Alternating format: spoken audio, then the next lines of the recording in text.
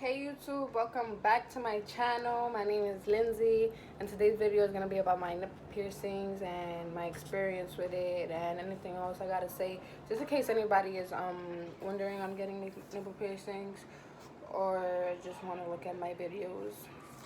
So the topics I have here is thinking about getting the nipple piercing, the process of getting the piercing, aftercare, healing, infections, pros and cons, and changing jewelry.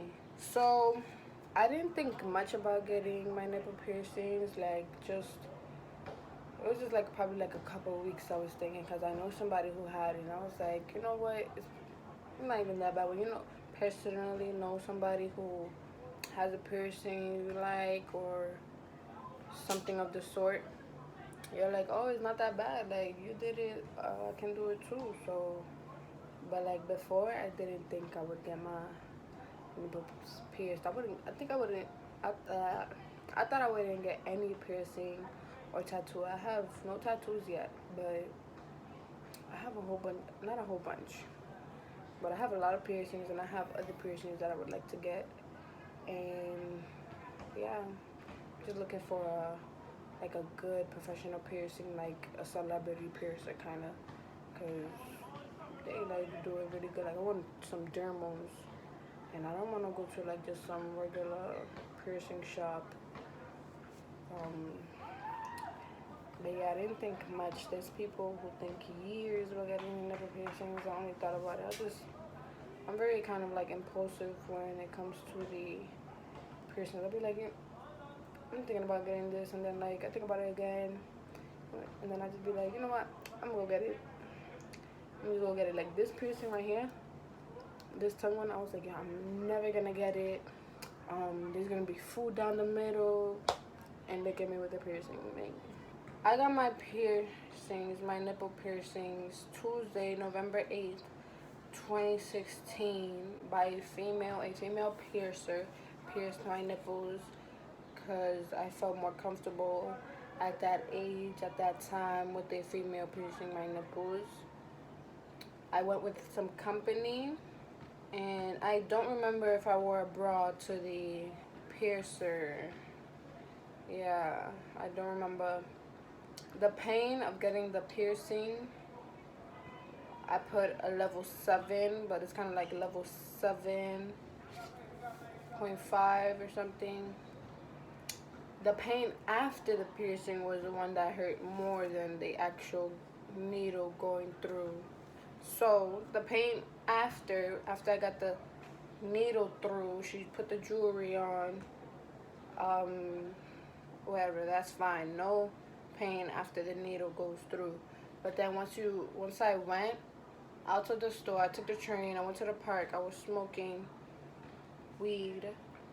That's when my nipple piercings and my nipples were like throbbing. They were like, have you ever had like a throbbing headache? That's how it was with my nipples, and it hurt really bad.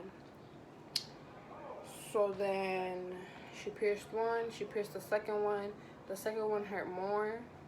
So for 5 days, right after I got my piercing, I wore band-aids over. So I got the horizontal piercing. I wore band-aids vertically because any bra, any cotton t-shirt, cotton tank top was just too rough for my sensitive nipples. So the band-aid helped um, with the pain and uncomfortable. So after the 5 days, I would change the band-aids frequently. After 5 days of having band-aids there, because I couldn't not have the band-aids because it was just too uncomfortable, I would just not wear a shirt or something. It was a mark from the sticky part of the band-aids, but it came off after a couple hours and days just washing it and stuff. So the aftercare, I don't use pre-made solutions, sprays for my piercings. I just buy sea salt and I put it in warm water, put a little sprinkles in it in warm water in a little cup, and then I put it on my nipples. And so then I remember the second night that I had the piercing, I had done the sea salt soak, but I think I had put a lot of sea salt in it on one. So let's say I think it was this one. I put a lot of sea salt. I put it there. I was laying down, whatever. I finished. I clean it up. I go to sleep. I woke up and it was just blood all over my shirt. I think it was from like the salt outside of my piercing, and then like the blood just like had to come out or something. I don't know. And it was only on one piercing. So then pros and cons. I remember when a con is when I first got the piercing, you are more aware of your nipples bumping into doors, towels, um, your arm, or like anything in general, because since they are more sensitive, you feel them more. The loofah. So let me show you what loofah I use. So this is the washcloth that I use. It has like the exfoliating part. So one day I was showering and my nipple piercing got caught. But I was like, yo, how can it get caught on this side if it's so small? But it got caught on this. Like, I don't like usually like just yank my stuff out because, you know, you learn. But yeah, so like if you got, I got this from Burlington. So it comes two in a pack. It's very good. I like it. Yeah, just watch out. Like whenever I like wash myself, I just tuck it in, cover it, and then like just use that like so it's in there, and yeah. But even then, sometimes it like comes out, and then you just gotta be careful. The healing, they still get crusty for me right now, just a little bit. Like if you in the shower, you just wash it off. It's just like on the bar where the balls are. Something that happened to me, an infection. I didn't have an infection, but I had a little bump with, it had like some white stuff in it. And it was just there for like 3 days. And then I don't remember if I used the sea salt soap when I saw the bump, but in the shower, I just like would clean it. Yeah, like this time, like compared to my lip piercing when I had a bump, that shit got big. But when I had a bump here, it didn't get big. And it went away. Yeah, when I had the bump, there was no green stuff. It was not painful. It was a little uncomfortable. I could tell. That's how like I knew there was like a bump there, because it was like a little bit uncomfortable. But it was not painful like my lip piercing, if you've seen that video. And so then changing the jewelry. I bought a cute rose gold, but it turned out to be fake rose gold. So I bought this. I was doing my nails somewhere. They had a piercing tattoo shop right in the hair nail salon. And I go in and I see this cute rose gold jewelry. I'm like, I want that. So then I paid for it. It was $30, 15 each. And then not that same day or like the day after, like a couple of days after, I put it on. And I think I was in the shower. That's what happened. I think I was in the shower.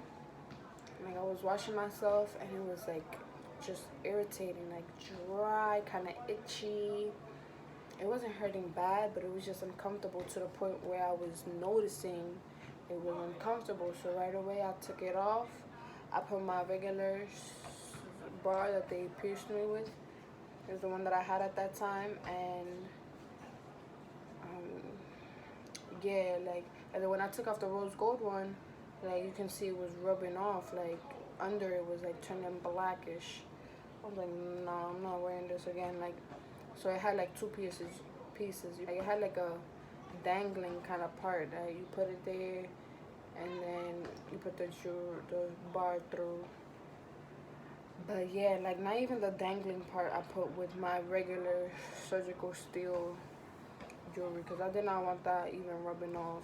You usually have to trial and error with jewelry from other places. Maybe if you want to, like, if you see like a colored jewelry, put it in water, some soapy water or something for like a day or two, see if it, you know, the color rubs off or something. I remember what the fuck? That shit scared me. Anyways, I go to 125th Street. I live in New York City, Harlem. I go to 125th Street between 7th Avenue and 8th Avenue, I think it is. There's a piercing shop there. They have nice jewelry. I bought a black one. I asked him, like, is it, like, you know, is it gonna rub off? He was like, no. So I trusted him. Whatever I bought it, it did not rub off.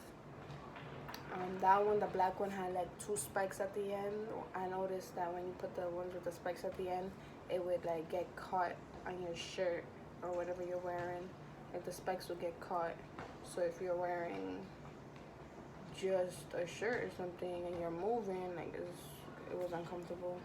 Yeah, both sides of the balls can come off, and you can change them to other ends on other ones. So let's say you have like a regular sterling silver surgical steel bar, you can just buy one that you like from the jewelry shop and just change the ends if you do like, because some bars at the piercing shop, jewelry shop, they can be small for your nipples or too big or whatever. So what I do, I just get a bar that is a good size for me, and I just put the balls at the ends that I like. You can mix and match or whatever. It don't have to be the same. Right here I put what would I do different with the information I know now. I would get one nipple piercing, not both of them pierced.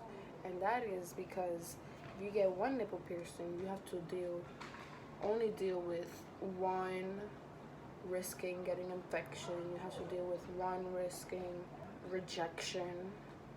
You have to deal with one crusty, and if you're breastfeeding, you can breastfeed on the other one that doesn't have the jewelry. But I don't know if you'd have to take the jewelry out even though you're not breastfeeding on that one side or whatever. Pretty sure you have to do both sides or something, because I don't know. So that's my experience. 4 years, almost 4 years having my jewelry. I really do like them. They're very cute. I feel like people will have questions like, if if you're big, you have big boobs or small boobs, like should I get them if they have big boobs? You get them if you want them. It don't matter what size your boobs are, but just know that the healing process is a little bit more uncomfortable compared to like your belly piercing or a nose, because these are your nipples, so they're just in general more sensitive than other piercing areas. I will make another video of how pregnancy affects the nipples and my nipple piercings, because I'm pregnant, so I can make a video on that in case anybody else is pregnant or thinking about getting pregnant, they got nipple piercings, or wondering how like the pregnancy and nipple piercings,